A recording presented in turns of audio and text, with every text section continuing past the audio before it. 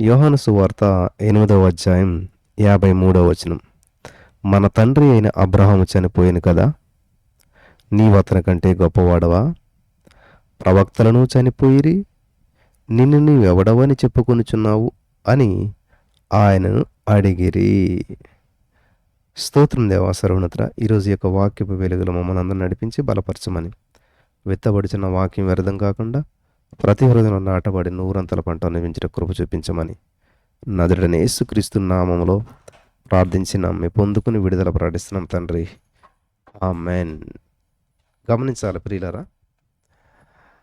ఇక్కడ నీవు అబ్రహాము కంటే గొప్పవాడవా అనేటువంటి ప్రశ్న యూదుల యొద్ద నుంచి పదునైన బాణం వలె యేసుక్రీస్తు ప్రభువారి తట్టు దూసుకొని వచ్చింది. వారు ఆయన్ను ఎరగకున్నారు కాబట్టే ఈ ప్రశ్న అడిగారు. మీ తండ్రి అయిన అబ్రహాము నా దినము చూతునని మిగిలి ఆనందించెను, అది చూసి సంతోషించెను అని యేసుక్రీస్తు దానికి జవాబిచ్చారు. ఎప్పుడైతే ఆ జవాబు వేసే ఇచ్చాడో యూదులు ఏమన్నారంటే, నీకింకా 50 సంవత్సరాలైనా లేవు, నీవు అబ్రహాం చూసావా అని చెప్పి ఆయన్ని అడిగారు. అందుకని యేసుక్రీస్తు ప్రభువారు ఏమన్నాడంటే, అబ్రహాం పుట్టక మునిపే నేను ఉన్నాను అని మీ అందరితో నేను నిశ్చయంగా చెప్పుచున్నాను అని అన్నాడు. ఇక్కడ వాళ్ళు నేచురల్గానే ఆలోచన చేస్తున్నారు, నేచురల్గా చూస్తున్నారు. దేవుని యొక్క మనస్సు, దేవుని యొక్క ఉద్దేశం వారు గ్రహించలేకపోతున్నారు. ఈ రోజున మీలో చాలామంది కూడా నాకున్న అప్పు ఎంత ఉన్నది, నాకున్న రోగం ఎంత ఉన్నది, నేను వెళ్తున్న పరిస్థితి ఎలాంటిది, నాకున్న బంధకాలు ఎలాంటివి, వీటి నుంచి నేను యేసయ్యానికి వందనాలు స్తోత్రాలను స్తుతిస్తే బయటపడిపోతానా, లేకపోతే మార్నింగ్ 3:30కి లేసి దేవుని సన్నిధిలో ప్రార్థన చేసుకుంటే బయటపడిపోతానా? ఇది ఎక్కడ జరుగుతుంది? ఇది ఎక్కడ అసంభవం కదా. స్తుతింతే అద్భుతాలు ఎక్కడ జరుగుతాయి, ఎలా జరుగుతాయి, ఇది వాస్తవమేనా అనేటువంటి ఆలోచనలు ఖచ్చితంగా ప్రతి మనిషిని ఏలుబడి చేస్తూ ఉంటుంటాయి కదా. ఎందుకంటే నేచురల్గా ఆలోచనతో మనం ఇంత బంధకాల్లో ఇన్ని సంవత్సరాలు బట్టి నేను బాధపడుతుంటే 3:30కి లేచి స్తుతింతే అయిపోతుందంట, 3:30కి లేచి స్తుతింతే నా సమస్య నుంచి నేను బయటపడిపోతానంట, 3:30కి లేచి నేను స్తుతింతే నా సమస్య పరిష్కారం అయిపోతుందంట, స్తుతించడం వల్ల ఇటువంటి భయంకరమైన పరిస్థితి నుంచి నేను బయటపడిపోతానంట అనేటువంటి ఆలోచన చాలామందికి నచ్చటం లేదు. లేకపోతే కొంతమంది దాన్ని కామెడీగా చేస్తూ ఉన్నారు. కామెడీగా అంటే అండి, బ్రదర్ నాకు పలానా వ్యక్తితో పెళ్ళి అవ్వాలి, 3:30కి ప్రేయర్ చేస్తే అయిపోతుందా? బ్రదర్ నాకు మరి పలానా ఉద్యోగం రావాలి, 3:30కి ప్రేయర్ చేస్తే అయిపోతుందా? 3:30 ఉంటే అయిపోతుందా? లేనిదున్నట్టు పలికితే అయిపోతుందా? లేనిదున్నట్టు పలికితే అయిపోతుందా? ఇలాగా చాలామంది వారు ఈ యొక్క విషయాలని మాట్లాడుతున్నారు. యూదులు కూడా యేసుప్రభు వారు చెప్తుంటుంటే, నేను అబ్రహాం కంటే గొప్పవాడిని, అబ్రహాం పుట్టక ముందే నేనున్నాను అని అంటుంటే, నువ్వు అబ్రహాం కంటే ముందు ఎక్కడున్నావు? నీకు 50 సంవత్సరాలు కూడా లేవే, అబ్రహాం నువ్వు ఎలా చూస్తావు? ఇట్లాగా నేచురల్గా మాట్లాడుతూ ఉన్నారు. కాబట్టి ఈరోజు నీ మాటలు వింటున్న అప్రియమైనటువంటి సహోదరి స్నేహితులరా, నీకున్న సమస్యకు పరిష్కారాన్ని నీ యొక్క న్యాచురల్ ఐస్ తోటి చూసినట్లయితే దాన్ని ఎప్పటికీ కూడా సాధించలేవు, పొందుకోలేవు. ఇప్పుడు ఈ రోజున అనేక మంది అప్పుల సమస్యలతో ఉన్నారు. వారికి ఉన్న అప్పుల సమస్యలను మనం గమనించినట్లయితే వారి జీవితకాలం ఎంత కష్టపడి పనిచేసినా ఏం చేసినా తీర్చలేరు. కానీ దేవుని వాక్యం ఏం చదివిస్తుంది? వీక్ అంటే బలహీనుడు నేను బలవంతుని అని చెప్పాలి అని ఉంది కదా బైబిల్లో. పేదవాడు నేను రిచ్వాడిని అని చెప్పాలని చెప్పేసి ఇక్కడ మనం గమనించినట్లయితే మరి దేవుని సొంత వాక్యాన్ని మనం అలవాటు చేస్తాం. I'm rich, I'm blessed, I'm more than conqueror, ఈ వాక్యాలు ఇవన్నీ కూడా. వాళ్ళకేమో తెల్లవారితే డబ్బులు అప్పులోళ్ళకి ఇవ్వాలి, రూపాయి లేదు, లేకపోతే స్కూల్ ఫీజులు కట్టాలి, లేకపోతే వారికి ఉన్న ప్రతి ప్రతికూల పరిస్థితులన్నీ చూసి ఇది ఎలా జరుగుతుంది, హౌ ఇస్ ఇట్ పాసిబుల్, ఇది ఎక్కడి నుంచి జరుగుతుంది,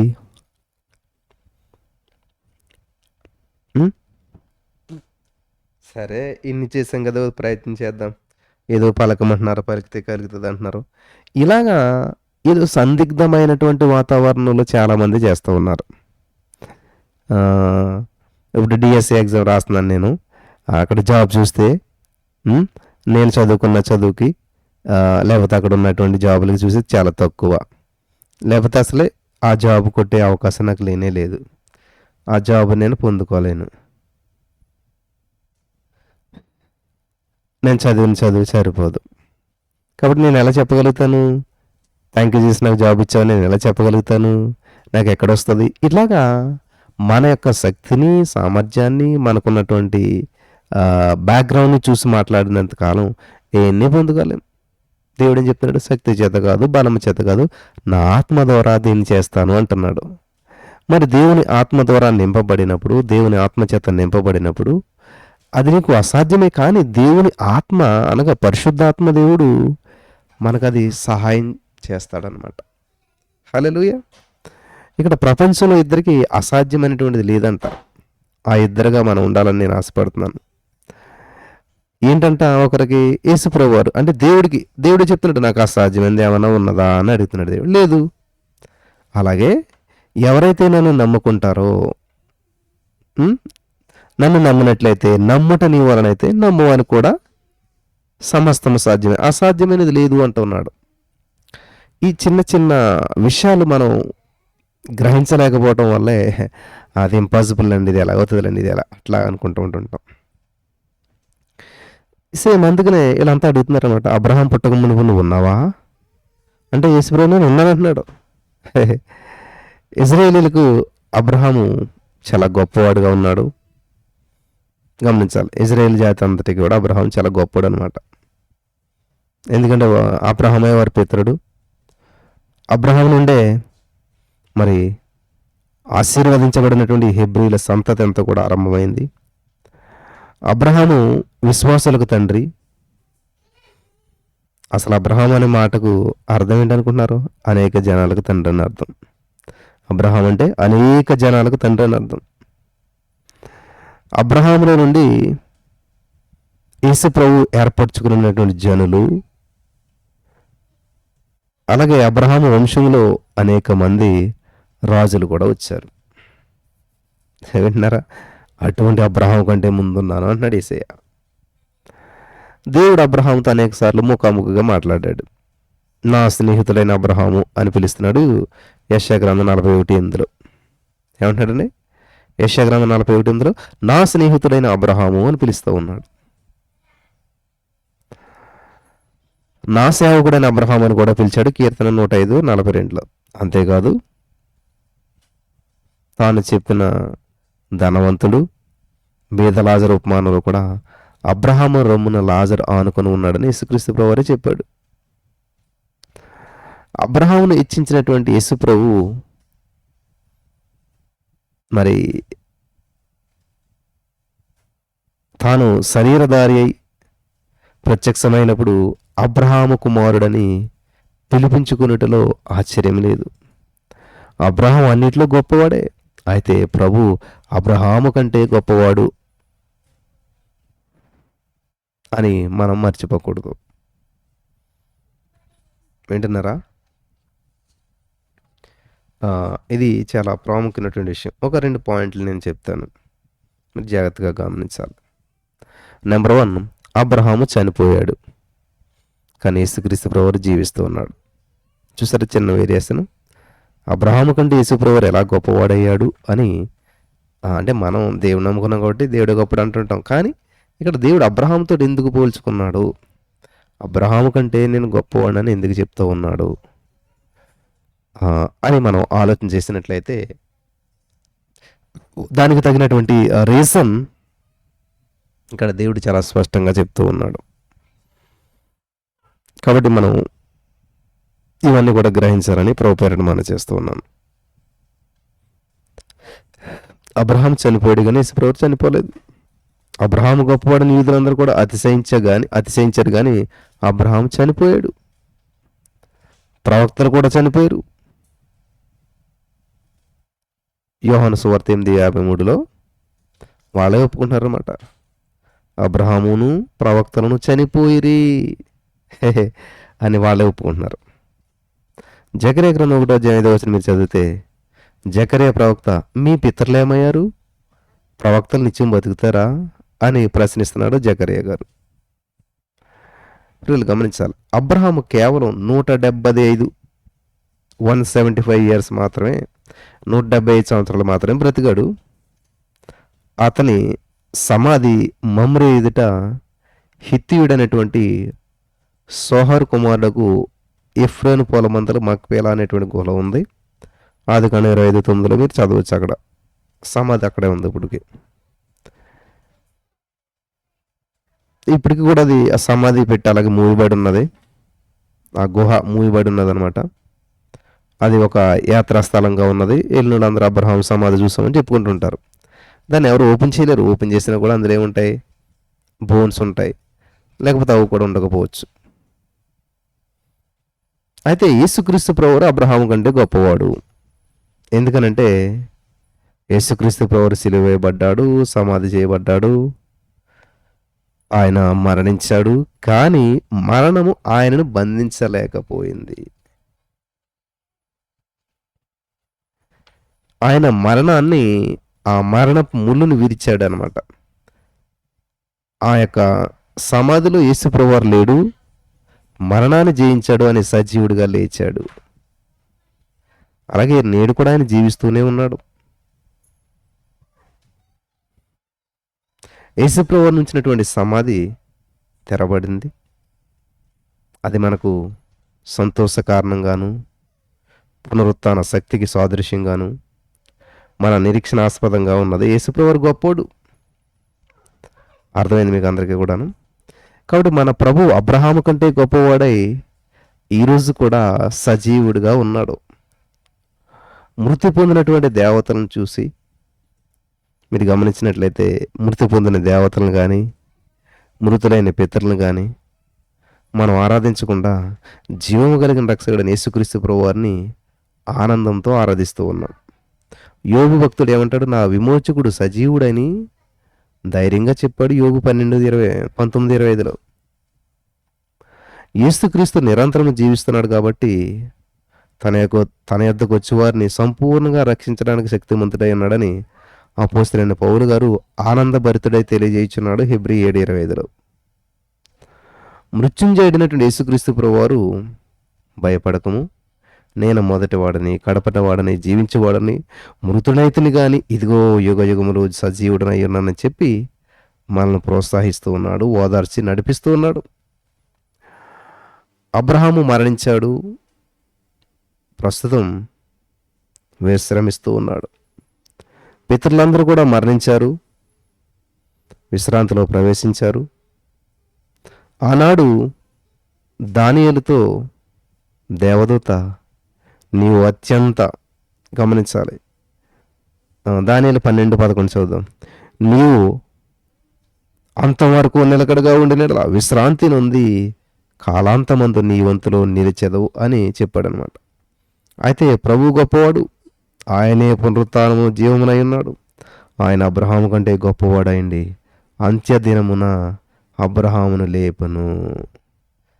హల్లెలూయా. ఇది సత్యం. ఈ సత్యాన్ని మనం గ్రహించాలని నా ప్రియమైనటువంటి సహోదరి స్నేహితులరా, పరిశుద్ధాత్మ దేవుడు మనకు తెలియజేస్తూ ఉన్నాడు. ఇక్కడ మనం గమనించినట్లయితే ఇంకొక ప్రాముఖ్యమైనటువంటి విషయాన్ని మనం చూడగలుగుతూ ఉన్నాం. అబ్రహాము యేసుక్రీస్తు జీవించిన సంవత్సరాలు మనం చూడవచ్చు. యూదులు యేసు ప్రభువుతో, నీకు ఇంకా 50 సంవత్సరాలైనా లేవు, నీవు అబ్రహాం చూసావా అని అడిగారు. అందుకు యేసు ప్రభువు, అబ్రహాం పుట్టక ముందు నేను ఉన్నాను, మీతో చెప్తున్నాను అని అన్నాడు. అబ్రహాము దినములంతా కూడా 175 సంవత్సరాలు, యేసుక్రీస్తు ప్రభువు కేవలం 33.5 సంవత్సరాలు మాత్రమే ఈ భూమి మీద జీవించాడు. కానీ ఆయన ఆది నుంచి ఉన్నటువంటి సంగతి యూదులకు తెలియదు. ఆయనే లోకమంతటిని కూడా సృష్టించాడు, ఈ సృష్టికర్త అని ఈ దేవతల చేత ఆరాధించబడినటువంటి వాడని వారు ఎరగట్లేదు. కాబట్టి అబ్రాహాము పుట్టక మునిపే నేను ఉన్నాను యేసుక్రీస్తు ప్రభువారు చెప్పినప్పుడు అభ్యంతరపడ్డారు. ఆయన మీద రువ్వుటకు రాళ్ళు ఎత్తారంట. నిజంగా యేసుక్రీస్తు ప్రభువారు అబ్రాహాము పుట్టక మునిపే ఉన్నాడు, నోవాహు పుట్టక మునిపే ఉన్నాడు, ఈ లోకం సృష్టించబడక ముందే ఉన్నాడు. ఆయన గొప్పవాడు, అందరికీ పైగా ఉన్నవాడు, పైనుండి వచ్చినవాడు, అందరికీ పైన ఉన్నవాడు, భూమి నుండి వచ్చాడు, భూ సంబంధమైనటువంటి సంగతిని గురించి మాట్లాడుతున్నాడు. పరలోకం నుంచి వచ్చినటువంటి వాడు అందరికీ పైగా ఉన్నాడు. యోహాను 3:11 3:31 ఈ మాటలు చెప్తున్నాడు అనమాట. కాబట్టి అబ్రహాము భూ సంబంధమైనటువంటి వాడు, కానీ యేసుక్రీస్తు ప్రభువారు పరలోకం నుండి వచ్చినటువంటి వాడు కాబట్టి గొప్పవానిగా ఉన్నాడు. యేసుక్రీస్తుని గురించి బైబిల్ చెప్తున్నటువంటి విషయం ఏంటంటే, ఆది యందు వాక్యముండును, వాక్యము దేవుని యొద్ద ఉండెను, ఆ వాక్యము దేవుడై ఉండెను, ఆ వాక్యమే శరీరధారి కృపా సత్య సంపూర్ణుడిగా మన యొద్ద నిలిచెను, నివసించెను. తండ్రి వలన కలిగిన అద్వితీయ కుమారుని మహిమ వలె మనము ఆయన మహిమను కనుగొంటిమి. యోహాను సువార్త 1:1-14 ఇవన్నీ మీరు చదువుకుంటే అర్థమవుతుంది. ప్రియులరా, ఎందుకు ప్రతిరోజు వాక్యం వినాలి, ప్రతిరోజు ప్రభు సన్నిధిలో ఉండాలి? మనకున్నాయి సమస్యలు కదా, ఈ సమస్యలు ఏదో విడిపించే దేవాన్ని ప్రార్థన చేసుకుంటే సరిపోతుంది కదా. మళ్ళీ ఈ యొక్క వాక్యం ఏంటి, ప్రార్థన ఏంటి, స్తుతి ఏంటి, ఈ ప్రతిరోజు ఎందుకు ఇలా గడపాలి అనేటువంటి ఆలోచన చాలామందికి ఉంటుంది. నాకు ఎక్కువ మంది ప్రార్థన చేయండి బ్రదర్ అని ఫోన్ చేసినప్పుడు నేను చెప్పే మాట ఒకటే ఉంటుంది, ఏంటంటే ఎర్లీ మార్నింగ్ 3:30 లైవ్లో ఉండండి అని చెప్తాను. ఎందుకంటే మధ్యాహ్నం సాయంత్రం కూడా ఉంటుంది, కానీ దాని గురించి ఎక్కువగా చెప్పను నేను ఎవరికైనా. ఎర్లీ మార్నింగ్ 3:30 వామ్మో అంటారు అందరు. అక్కడ తెలిసిపోయింది అనమాట నీ యొక్క సమస్యకు పరిష్కారం. ఎవరైతే ఎర్లీ మార్నింగ్ 3:30 లైవ్లోకి లేచి మరి ఖచ్చితంగా దేవుని స్తుతించగలుగుతారో, డేలో మొట్టమొదట ప్రాధాన్యత దేవునికి ఇస్తారో, నన్ను గణపరిచేవారు నేను గణపరిచేస్తాను దేవుడు అంటున్నాడు కదా. సో నువ్వు మొట్టమొదటగా లేచి నీ జీవితంలో ప్రథమ స్థానం దేవునికి ఇస్తున్నావు అంటే ఖచ్చితంగా దేవుని కనపరచాలనే ఉద్దేశంతో. సో ఎప్పుడైతే నువ్వు దేవుని కనపరచావు, ఆటోమేటిక్గా దేవుడు నిన్ను కనపరిచేస్తాడు. దేవుడు నిన్ను కనపరిస్తే అప్పులు ఎందుకు ఉంటాయి? దేవుడు నిన్ను కనపరిస్తే సమస్యలు ఎందుకు ఉంటాయి? దేవుడు నిన్ను కనపరిస్తే ఇబ్బందులు ఎందుకు ఉంటాయి? ఒకవేళ ఇబ్బంది అయినా కానీ ఆ ఇబ్బందులకు ఎందుకు కనిపిస్తాయి? దేవుడు నీ పక్షాన ఉన్నాడు కాబట్టి నీకు విరోధంగా ఏ సమస్య నిలబడుతుంది? వింటున్నారా ప్రియులారా? కాబట్టి యేసు ప్రభువు వారు అబ్రహాముకు ముందు ఉన్నటువంటి వాడు. అపోస్తలుడైన పౌలు గారు ఆయన ద్వారా ప్రపంచంలో నిర్మించెను. ఇక్కడ హెబ్రీ 1:2-4 2-4 చదివితే మనం ఏమంటున్నాడంటే పౌలు గారు హెబ్రీ పత్రికలో, ఆయన ద్వారా ప్రపంచములను నిర్మించెను, ఆయన దేవుని మహిమ యొక్క తేజస్సును, ఆయన తత్వం యొక్క మూర్తిమంతమునయుండి తన మహత్తు గల మాటల చేత సమస్తమును నిర్వహించుచు పాపముల విషయంలో శుద్ధీకరణము తానే చేసి ఉన్నత లోకమందు మహామహుడు అగు దేవుని కుడి పార్శ్వన కూర్చుండెనని వ్రాయిచున్నాడు. యేసుక్రీస్తు ప్రభువారు ఆది సంభూతుడై ఉన్నాడు. ఆయనే ఆల్ఫా ఓమేగా, వర్తమాన భూత భవిష్యత్ కాలాల్లో ఉన్నవాడు. ఆయనే రానై ఉన్నాడు. తనను ప్రశ్నించినటువంటి యూదులతో యేసుక్రీస్తు ప్రభువారు, మీ తండ్రి అబ్రహాము నా దినము చూతునని మిగిలి ఆనందించెను, అది చూసి సంతోషించెను. అబ్రహాము పుట్టక మునిపే నేను ఉన్నానని మీతో నిశ్చయంగా చెప్పుచున్నానని యోహాను సువార్త 8:56-58 చెప్పాడు. అబ్రహాము పుట్టింది పెరిగింది కూడా యేసుకు తెలుసు. అబ్రహాము యొక్క ప్రతి అడుగు కూడా, ప్రతి తలంపు కూడా యేసుక్రీస్తు ప్రభువారికి తెలిసే ఉన్నది. మన దేవుడు అబ్రహామునకు ముందున్నవాడు. ఆయనే అల్ఫా ఓమేగా, అనగా అబ్రహాము కంటే గొప్పవాడు. సహోదరి స్నేహితులారా, అబ్రహాము కంటే గొప్పవాడు నీ చెయ్యి పట్టుకొని ఉన్నాడు. ఈ రోజున అబ్రహాము తన పరుగును తుదముట్టించుటకు సహాయం చేసినటువంటి దేవుడు నీవు నీ పరుగును తుదముట్టించడానికి కూడా సహాయం చేస్తూ ఉన్నాడు. ఈరోజు నీవు అబ్రహాము యొక్క ఆత్మీయమైనటువంటి సంతతిలో ఆత్మ సంబంధమైన ఇజ్రాయేలుగా పిలువబడుచున్నావు. నీవు అబ్రహాము కంటే గొప్పవాడమైనటువంటి యేసుక్రీస్తు చేత నడిపించబడుచున్నావని చెప్పి మర్చిపోవద్దు. ఆయన మరణం వరకు మనల్ని నడిపించడానికి శక్తిమంతుడై ఉన్నాడు. మన దేవుడు గొప్పవానిగా మనతో కూడా రావటానికి ఎంత గొప్ప ధన్యత ప్రియులరా. మనం అబ్రహాము, ఇస్సాకు, యాకోబుని నమ్మి వాళ్ళని బట్టి నడవకుండా వారికి తండ్రిగా ఉన్న ప్రభు హస్తాలను పట్టుకుని నడుస్తూ ఉన్నాం. మన దేవుడు జీవం గలవాడు కాబట్టి మన బ్రతుకు దినములన్నీ కృపాక్షేమలే మన వెంట వచ్చును. చిరకాలము దేవుని మందిరంలో మనం నివాసం చేస్తాం. ఆనాడు అబ్రహాముకు ప్రభు కానాను దేశాన్ని వాగ్దానంగా చేశాడు. అయితే అబ్రహాము కంటే గొప్పవాడిన యేసుక్రీస్తు ప్రభువు మనకు పరమ కానాను వాగ్దానం చేసి ఉన్నాడు. అంతేకాదు హెబ్రీ 11:40 మనం చదివినట్లయితే అబ్రహాము మనం లేకుండా సంపూర్ణుడు కాకుండా నిమిత్తము దేవుడు మన కొరకు మరి శ్రేష్టమైన దానిని ముందుగా సిద్ధపరిచి ఉన్నాడు. మన దేవుడు గొప్పవాడు, ఉత్తముడు, స్తోత్రార్హుడు. హల్లెలూయా. ఆయనకే సమస్త ఘనత, మహిమ, ప్రభావాలు చెల్లాలి. ఈ రోజున ఎంతో ఆసక్తిగా ఈ మాటలు వింటున్న ప్రియమైనటువంటి సహోదరి స్నేహితులారా, ఒకసారి ఆలోచన చేయండి. ఎందుకని మన జీవితాలు నిలకడగా ఉండలేకపోతున్నాయి? మనకున్న సమయం, కొద్ది సమయంలో కూడా ఎప్పుడు కూడా సమస్యల గురించి ఆలోచిస్తూ ఉంటుంటాం. సమస్యలు ఉంటాయి. మరి ఆలోచించకూడదా? ఆలోచించకూడదు. ఎందుకంటే నువ్వు చింతించటం వల్ల నీ యొక్క తెల్లని వెంట్రుకలు నల్లగా చేయలేవు, నీ హైట్ కొంచెం పెంచుకోలేవని దేవుడే చెప్పాడు. మరి మనం ఆలోచించి సాధించలేనటువంటి వారి కొరకు సమయాన్ని కేటాయించడం సమంజసం అంటారా? నువ్వు ఎంత ఆలోచించినా కూడా నీ తెల్ల జుట్టు నల్లగా అవ్వట్లేదు. మరి దానివల్ల ఉపయోగం ఏంటి?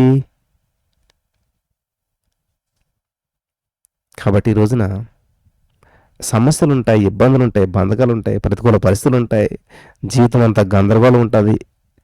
మరి ఏం చేయాలి? అటువంటి పరిస్థితులు ఏం చేయాలో తెలియని పరిస్థితుల్లో దేవుని స్తుతించాలంట. హల్లెలూయా.